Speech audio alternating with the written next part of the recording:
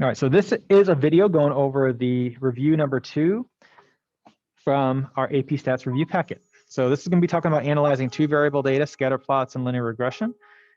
We want to use scatter plots to start comparing 2 variable data. So we're talking about basically correlation. And there are 3 things that we want to talk about when we're, if you're ever asked, hey, just describe the graph. You want to emphasize 3 things, and we actually learned it this way. So we learned acronym DUFs.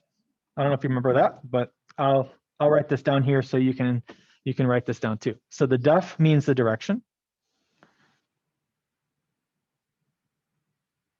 Direction could be like positive or negative.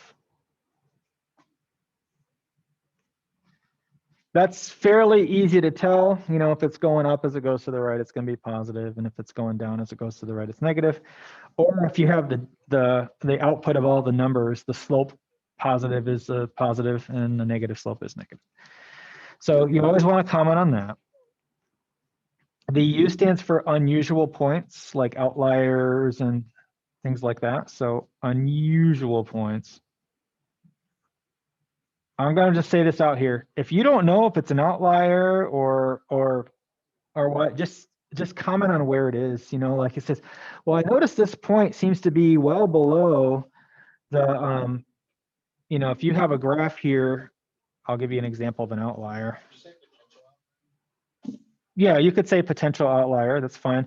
But if you don't know what it is, you can say, I notice that this point seems to be well below the typical points. And without even saying the word outlier, you know, if you're not sure if it's an outlier or not, then just comment on what it looks like. And then F is the form. So typically we're looking for linear. But, you know, you might see some data that looks curved. Okay, so is it linear? Is it curved? Comment on that. You know, does it look like a spaceship? I don't care. Just whatever it looks like, describe what it looks like. But the goal is to try to find a linear relationship, at least in AP stats. Now, if you take a more advanced stats in college, you might have some stuff that goes into more weird regression lines. And honestly, a lot of that stuff I haven't even gone and studied yet. I took 2 stats classes in college, so I haven't even scratched the surface of how involved this stuff can get. And then finally, the strength. This is your strength. How strong is it? Are all the points tightly aligned along it, or is it moderate? Is the correlation close to 1? Is it farther away from 1? That kind of thing. So the strength. All right, strong, weak, moderately weak. Describe that the best you can. So those are the 4 things. And then I like to think, I know probably nobody watches The Simpsons anymore, but Homer always drank Duff beer. So, you know, I always think of that, Duffs. So in the Simpsons world, that's what that would be. Anybody watch The Simpsons anymore? Is it even on? Family Guy is turning into what The Simpsons used to be. Yeah. All right, so let's move on here. Anybody need me to keep that? All right, so let's talk about those things. I want to see, first of all, how far, I want to kind of time this out here. So I don't want to go too slow, y'all, because this video will be long if I do. So let's talk about strength real quick. God, this thing is slow. All right, how strong is the linear relationship? Weak, moderate, moderately strong, all that kind of stuff. Look at R, okay? You know, if you have R equals 1 or R equals -1, that's perfect, right? Perfect positive. So it's like, and this would be a perfect negative linear relationship.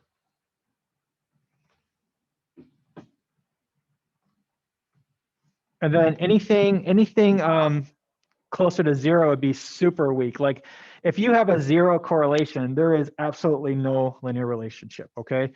Now, R isn't going to tell you exactly if the picture is perfect. You could get a curved set of data, right? And you might have a perfect correlation, but it's not linear. So the whole purpose is to tell, is this a linear relationship? And the closer you are to 1 or -1 is going to tell you how perfect it is. So if you have a correlation like this,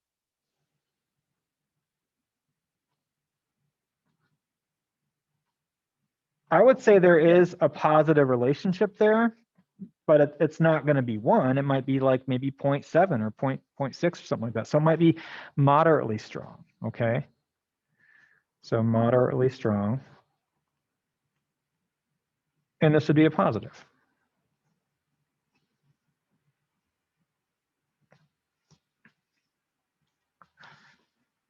But yeah, anything that is 0 or close to 0, I would say anything between like -0.5 and 0.5 doesn't really tell you much about that relationship.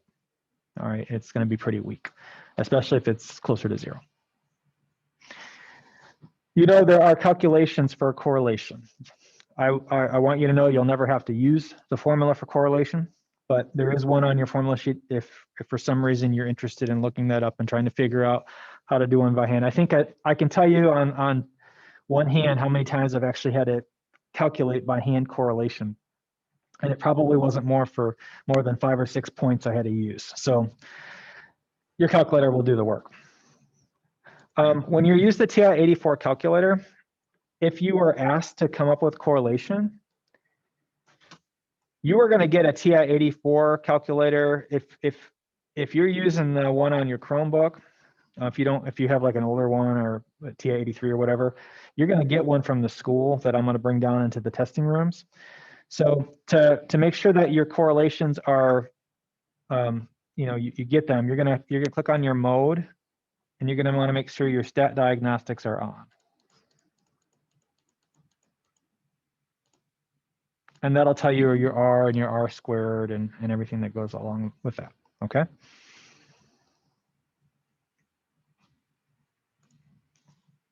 All right, we'll talk about direction, positive or negative. A downward trend as the scatter plot moves to the right indicates a negative. If the slope is negative, the relationship is negative, okay? But also what you want to know is R is going to be negative too. So if the slope is negative, R is positive. If the slope is negative, sorry, if the slope is positive, R is positive. If the slope is negative, R is negative.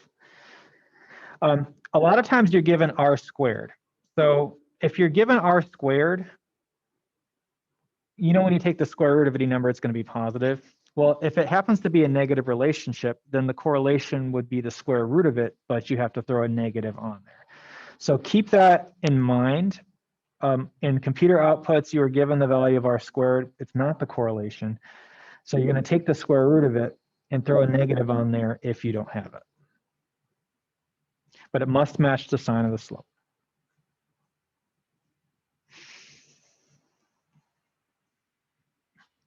So direction is pretty simple. It's either going to be positive or negative. Any questions on that?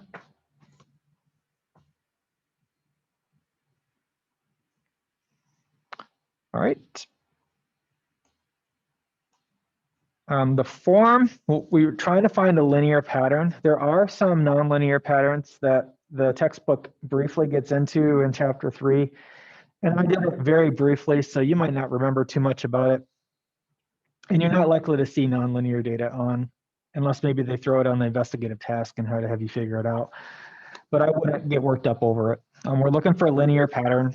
If you have a different pattern, just comment on it. Okay, you don't have to specifically say, hey, this looks exponential or this looks quadratic. Don't get specific. You're looking for linear or some sort of different pattern, and comment on the shape of that pattern. Okay, comment on it. Don't be specific.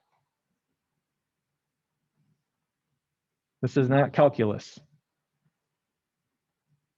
Just say, hey, this isn't linear. This is some sort of other curve which we haven't studied, and move on. Okay. So here's an example of a description of a pattern. The scatter plot shows a moderately strong, positive linear relationship between the explanatory and the response. And if you don't remember, explanatory is the X And the response is the y in context of the problem. So every question, when you answer a question in a free response section, always link it back to what the problem is saying. If it's talking about, belt sizes, then use the units or whatever, inches or whatever it is. Always throw context in the problem.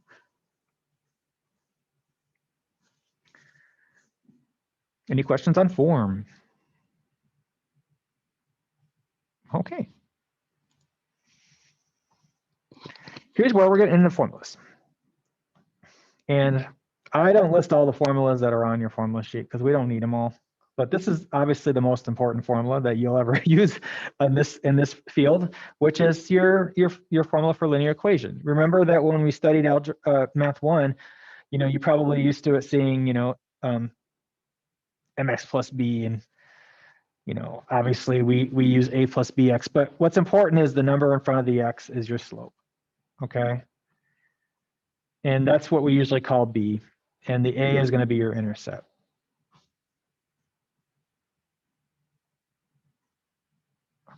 I think they have you put a first because in statistics, there's so much context to the problem that you have to think about, well, we're starting with this amount, and then we're increasing along the way. So I guess it just makes sense to have the a value first. But remember that your equation, there's a very distinct thing that you have to put on there. You don't just put y, you put the y hat, because remember, y hat is a statistic. And that's a predicted value.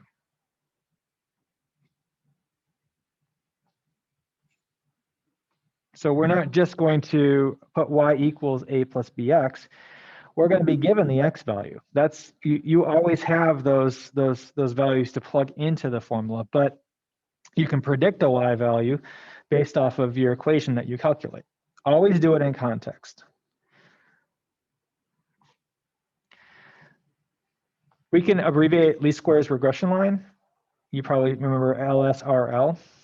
And one thing about a least squares regression line is that it always goes through the mean of the x and y's. So if you have a point, or if you have a set of points out here, and you have a line,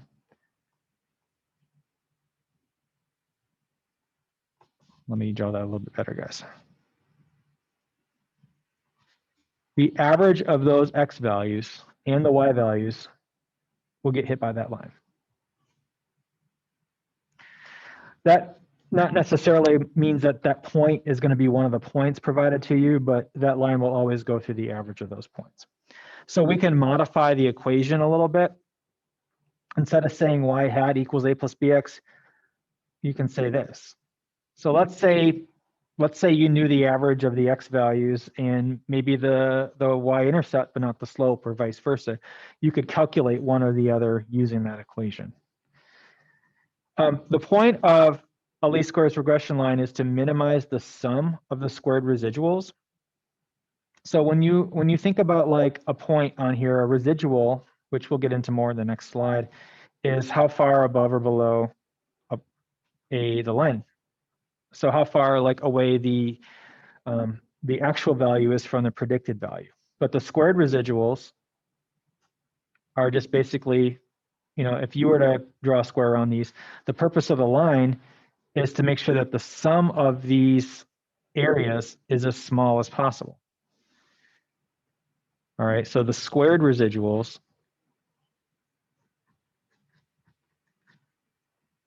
we're looking for the smallest. So that's why it's called least squares residual line. Least squares is the sum of those squares being the smallest possible number you can get. And that's where all the formulas for correlation and everything come into play. That is not something we have to calculate, just recognize what it does. It minimizes the sum of the squared residuals.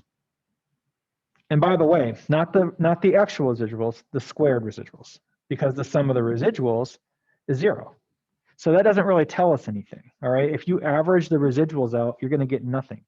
But if you square those, then all the negatives become positives, and we're trying to minimize that value.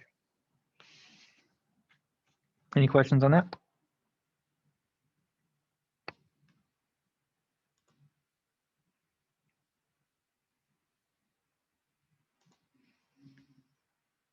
So here's a formula that I did put this out here from the formula sheet because this one does come into play once in a while. The slope can also be found, or the correlation, depending on what's solved for what. If we know the individual standard deviations of the y value and x values, which you can calculate in your one variable stats if you'd like, or you may be given those. In a problem like this, it's not likely that you would have to calculate those standard deviations, but you might be provided those and the correlation or the slope and asked to get the other value. So that formula is on your formula sheet, but I want you to be able to access that, okay? When I give you your review packets, I did include a formula sheet, which I'll get to you, and that's going to be at the front of it. So if you ever need to access that, I'll have it at the front of the review packet. And that is the relationship between correlation and the slope. Any questions on that?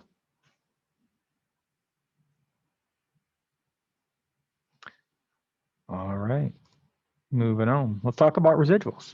The purpose of residual is to figure out how far an observed value is from its predicted value. So if you have a positive residual, it's going to be above the line. If you have a negative residual, it's going to be below the line. And you might have some that don't have a residual. Like in this case here, that residual is, well, it's a little bit below the line, but you might get lucky. You might have a point that actually is what the predicted is. So that residual would be 0.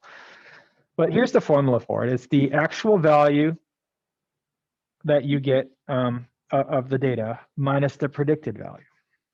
So it's observed minus predicted. And you don't have to get formal with formulas. You can just simply say observed minus predicted, but you can also do y minus y hat. And positive residual is if it's above the line. And those underpredict the y value. All right, if it's a positive residual, then your prediction is going to be less than what the actual value is, so it underpredicts it. Where a negative residual that's below the line overpredicts the y value. So it kind of works the opposite way in terms of words.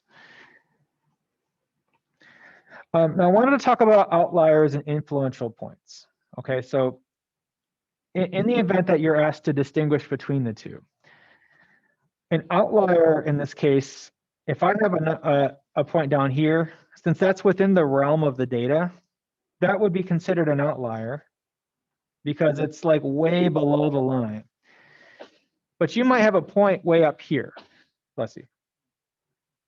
Now let's talk about this point up here.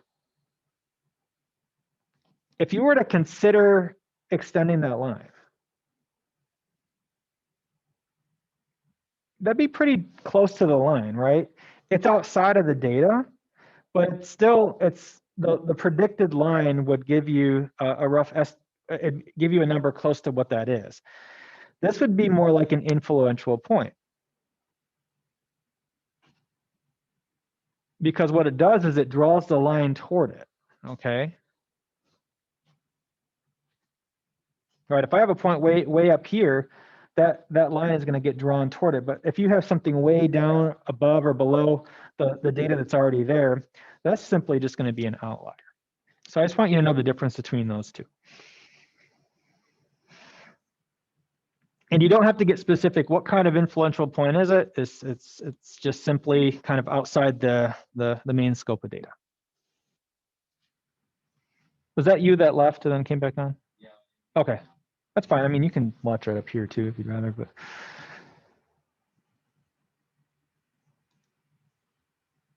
Okay, so how do we describe residual plots?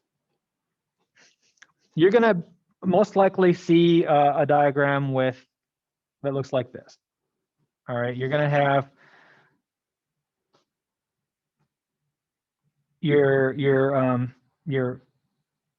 a horizontal line with some hopefully random scatter of points that are your residuals. And then this line just represents 0, okay?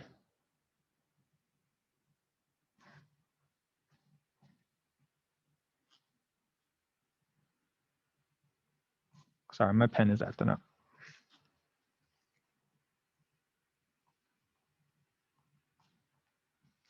And then anything in this direction here, this might be like, 1, 2, 3, this would be negatives.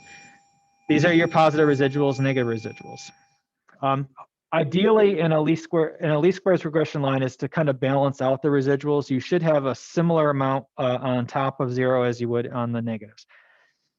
The size of the residuals relative to the predicted values, if are they close or far away? Discuss that. All right, talk about that. When you're running a test, we're going to look for something called equal variance. So let me kind of show you a diagram of something that would not be equal variance. Okay, if you have a residual plot where maybe you have some residuals here, but then maybe it balloons out. Well, you might have the same number of residuals on the top and the bottom of that. This is not equal variance because of that how one pattern kind of cones out and it's kind of wider in one area. So that fails equal variance.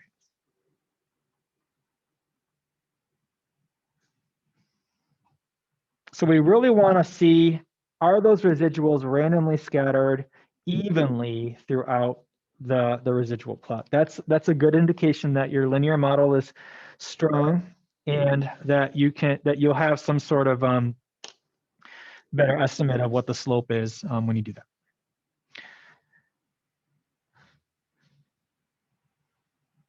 Any questions on that?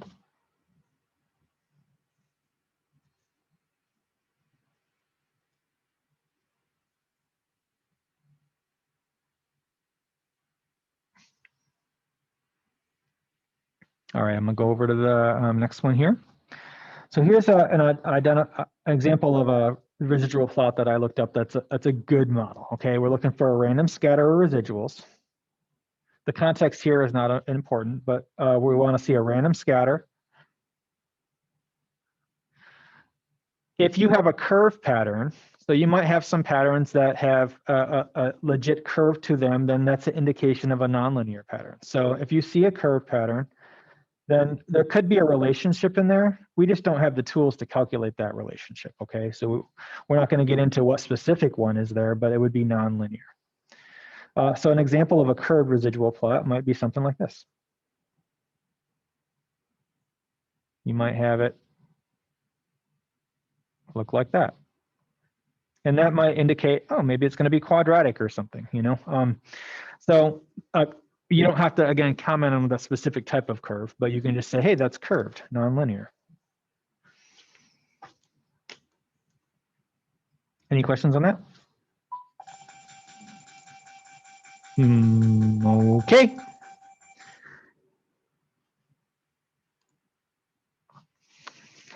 One of the things that you'll definitely have to see is computer output. A lot of times they put data into there.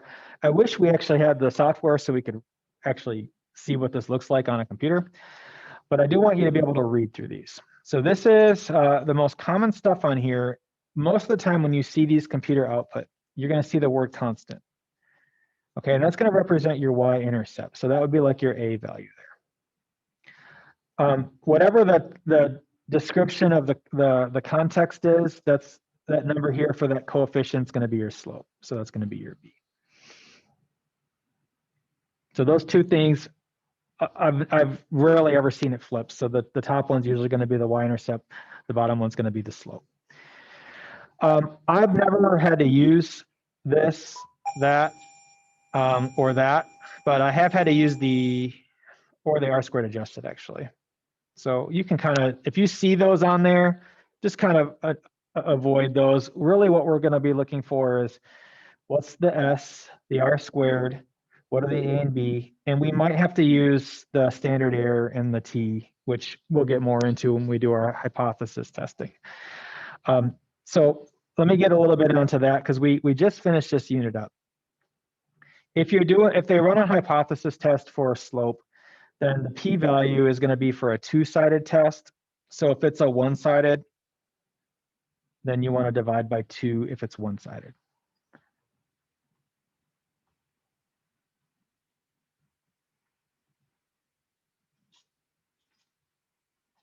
So if, for instance, they want to say, is this a negative slope?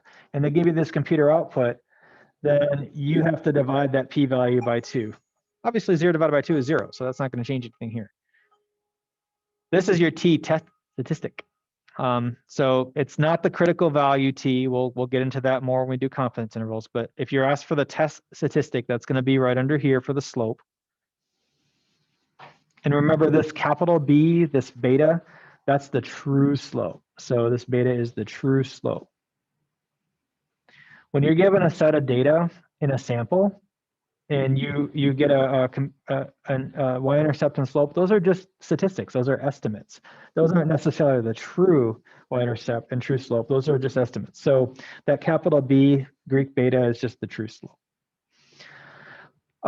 Most likely, though, you're going to be looking at these two numbers. This is the standard deviation of the residuals. And that means that how far away the typical point is from the least squared regression line. And then the R squared is the coefficient of determination. It is the correlation squared, but there's a specific way to kind of name that, which we'll get more into it. One thing though, if you're asked to get the R value, then what you would do is you would take that 77.8% and first convert it to 0.778, and then you'd square root that. So if someone said, hey, what is the correlation? You could do that. I don't know why they don't just put it on there, but what do you get when you do the square root of 0.778?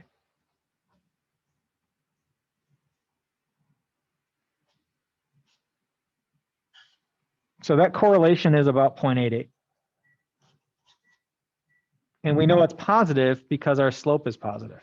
So since our slope is positive here, that's going to be positive. But if our slope was negative, then we want to throw a negative on with it, okay?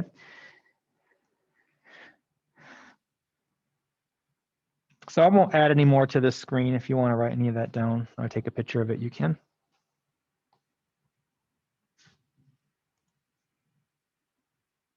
Any questions on that?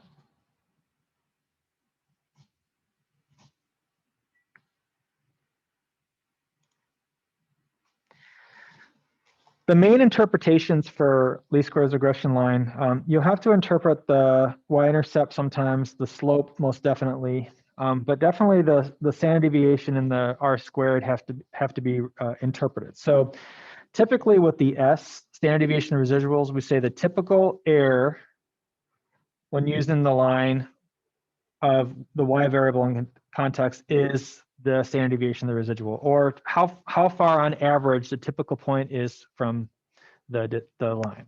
So the way that I would interpret this is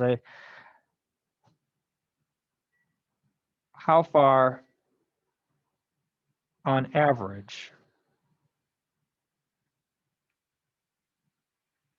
the predicted y value or the actual y value is from the predicted y value.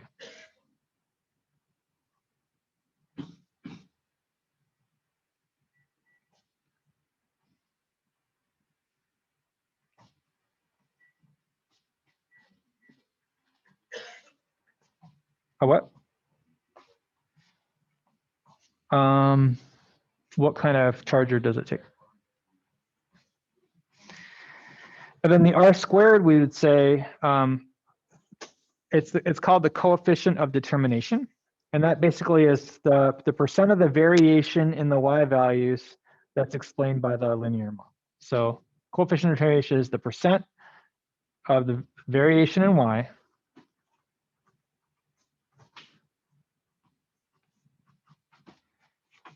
explained by the line. So just in layman's terms, you could say it's the percent of the variation in the explanatory variable, the y variable, that's accounted for by the line of best fit. And always include context when you say that. So remember, R squared is, we don't want to call that, it's not correlation. It's called the coefficient of determination. It has a specific name. And if you don't remember what the name is, know how to describe it, okay? If it gives you a percent, we say the percent of the variation in the y. Just what percent of the variation in the y, the differences in the y, is explained by the line of best fit.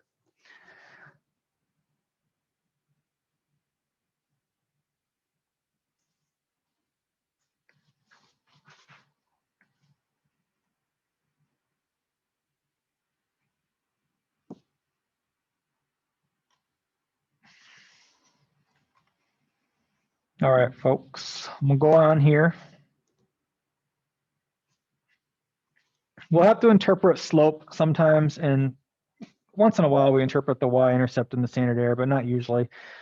The slope is basically as the x variable increases by 1 unit. So for each 1 unit increase of x, the predicted y, this part's important, the predicted y increases or decreases, if negative, by whatever that value is.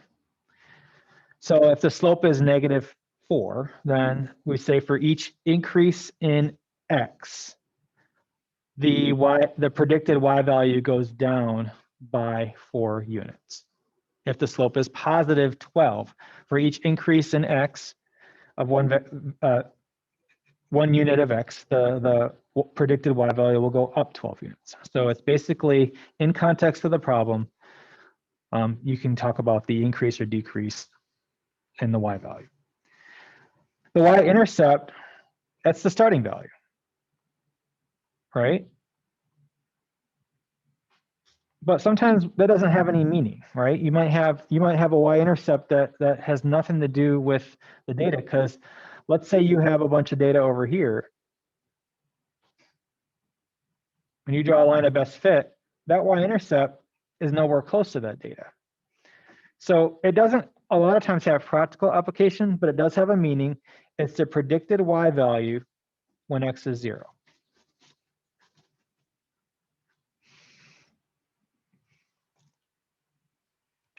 And then the last interpretation, which is pretty rare, but that's this SE of the slope, is on the computer output, it's called the standard error.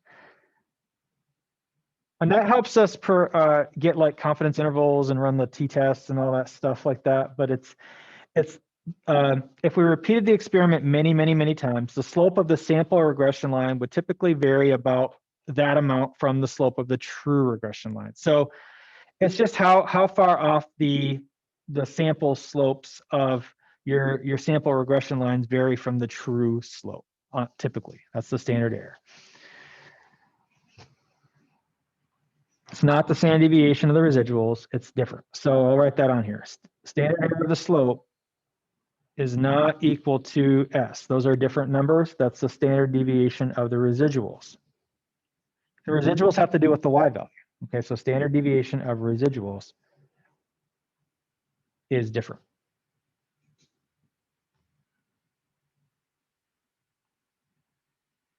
So just kind of note that on there.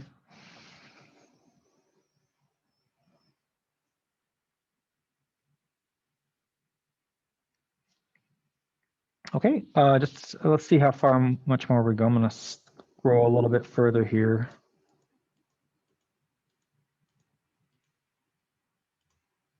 Okay, we're getting there, guys. This one's going kind of slow.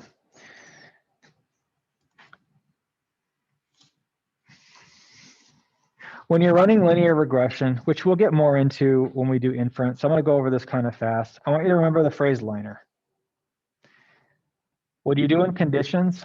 They might ask you, how do you know the conditions have been met? Well, we're looking for a linear pattern.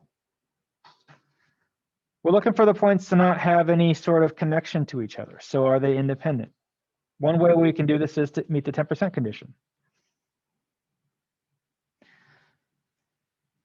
Do the residuals have a normal distribution? So a lot of times we can look at like a histogram. Do they have a roughly normal shape?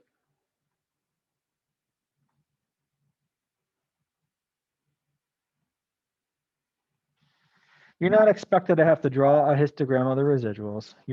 If you have to reference conditions, you might just be given a picture of them and comment on whether it meets that condition or not. The E is talking about equal variance.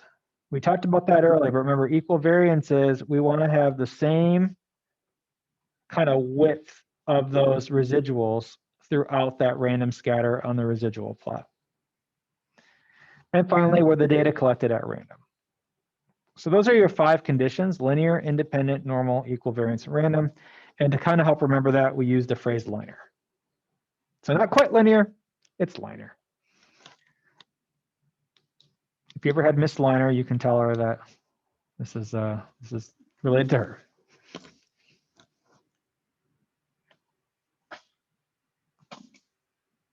Okay, kind of going forward here. When you're doing when you're trying to estimate slope, if you're doing like a confidence interval or a test, we follow the state plan, do, conclude, or you might remember this as pass.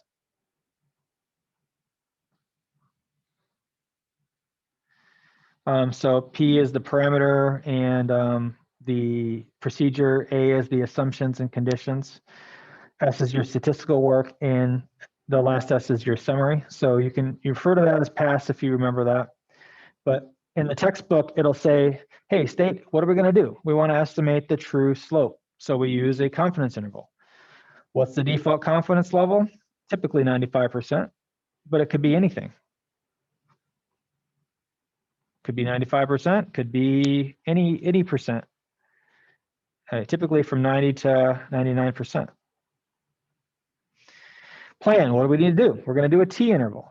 These are always T's to estimate the true slope.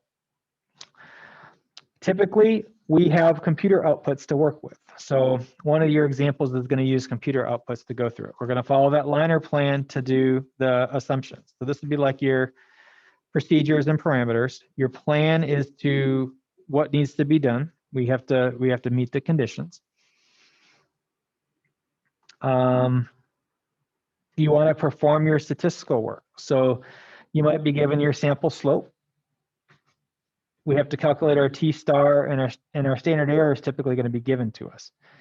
These guys are normally part of your computer outputs. So if you look under the columns, you should be able to see those. And then to get T, remember that for T star, I like to use inverse T, but we want to do our degree of freedom n minus 2. And I typically shy away from using the table B, but I can show you how to do that. But to get a T star, you would just go to second vars, go to inverse T. And let's say you want your confidence interval to be 95%. So let's say your confidence level is 95%. So you go to inverse T, and you would take that 95%, average it with 1, so add it to 1 and divide by 2. That's your area. And then your degree of freedom is going to be the number in the sample minus 2. So if I want a 95% confidence, what I'm going to do is I'm going to do 0.95 plus 1, divide that by 2. Let's say I have 30 data points. Then my degree of freedom will be 28. And my T star would be about 2.05. So there's an example. Always subtract 2. The reason we subtract 2 is because it's 2 variable data. So your degree of freedom is not minus 1 when we're dealing with scatter plots.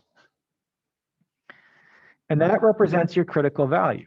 So that's what this is going to be here when you do it, when you see a confidence interval. Your confidence interval is typically your slope, your sample slope, plus or minus that T star multiplied by the standard error. So that formula up here, I'll write it down here again.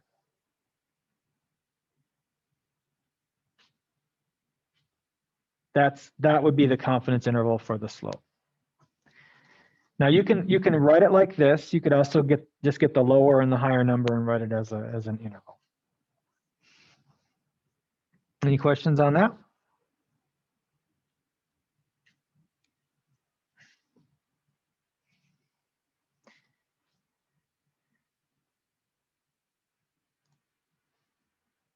And finally, when we're making our conclusion, we just want to say we are whatever % confident that the interval between our lower value and our upper value contains the true slope. Remember, we always do parameter here of the population regression line in context. One key takeaway is that if the interval contains 0, then we cannot conclude that there is a linear relationship.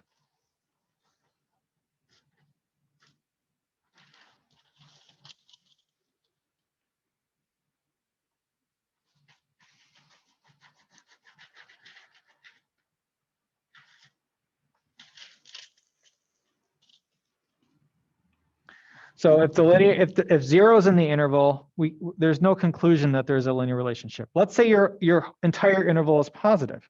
Then that lets us say, all right, well, my relationship looks like is going to be positive, so my slope will likely be positive. And if your entire interval is negative, we can make a conclusion that this slope is going to be negative. So that 0 being in the interval is kind of like you fail to reject the null hypothesis.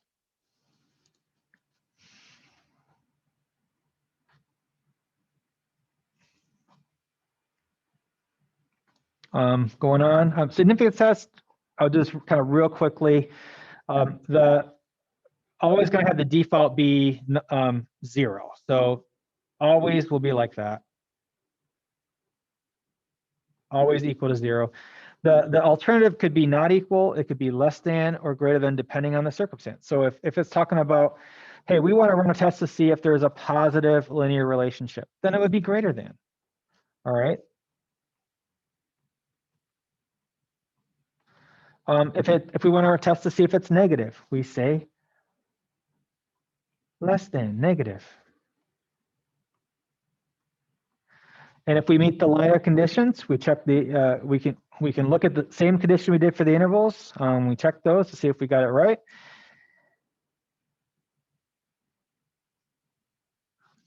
And by the way, not equal just means if there is a relationship.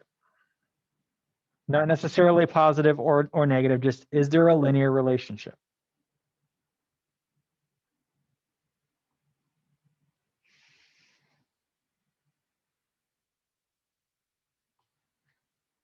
Finally, do and conclude. The do part's going to be pretty similar. We're going to, there is a linearity t-test in your calculator, but I'm going to tell you right now, it's probably going to be right into your computer output. So when you look under your computer output, look for your t and look for your p-value.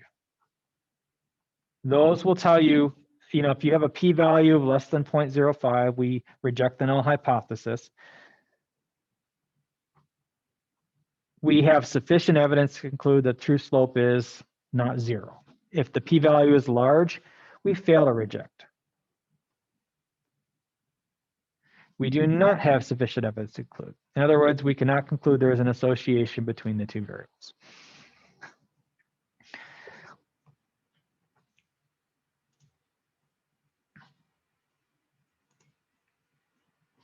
Now, I'm not going to really get into this transformation stuff because I don't think it's very much part of your exam sequence. I think they've kind of taken some of it out of it, but there is some ways to transform linear data to make it linear. And if you're interested, it's in section,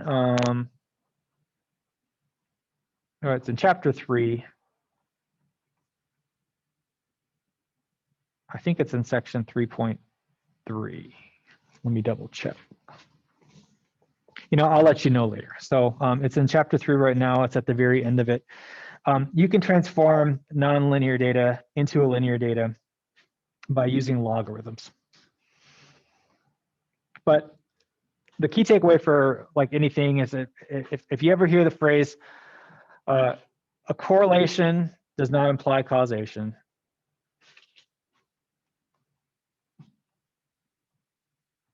Just because the data relate to each other doesn't mean that one causes the other. Okay, so there might be a relationship between housing prices and traffic, but it doesn't mean that the traffic caused the housing prices. It just happens to be that way. So that's basically as much as I could condense those 2 units into these notes here. I appreciate you guys being here and following along. I know it's a lot. This multiple choice section has, I think, 6 questions. So answer those the best you can. I'll have solutions for you to go over next class period.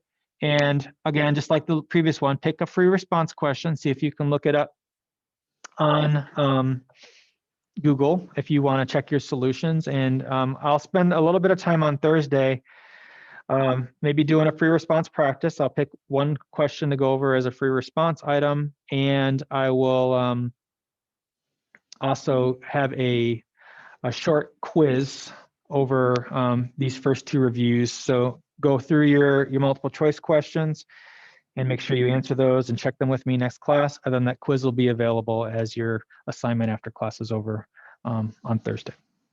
Anybody have any questions now?